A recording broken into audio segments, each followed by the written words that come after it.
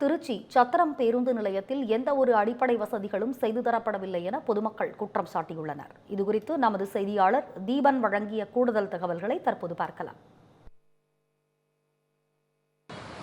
திருச்சி மாநகரில் எப்போதும் பரபரப்பாக காணப்படக்கூடிய ஒரு முக்கிய இடம் என்றாலே அது சத்திரம் பேருந்து நிலையம்தான்.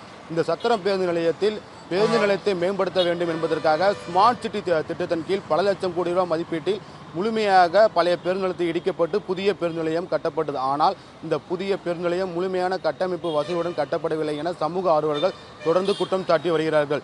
ஏற்கனவே இருந்த பழைய பேருந்து நிலையத்தில் சுமாராக 150க்கும் மேற்பட்ட பேருந்துகள் அந்த நிலையத்தில் நின்று செல்லும். அப்போது கூட இந்த அளவுக்கு ஒரு போக்குவரத்து நெரிசல் ஏற்பட்டதில்லை.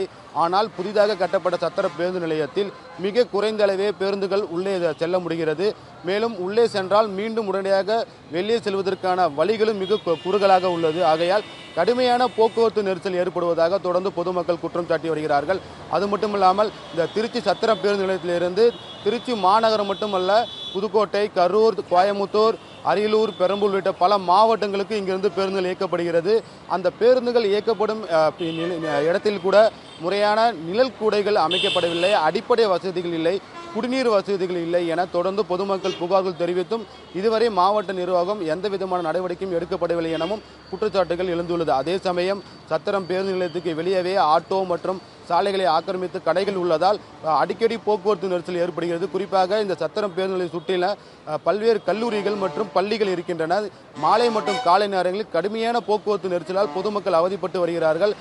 குறிப்பாக வெயில் காலங்களிலும் மழை காலங்களிலும் அந்த பொதுமக்கள் பேருந்துகள் ஏற வேண்டும் என்பது மிக ஒரு சிரமமாக உள்ளது.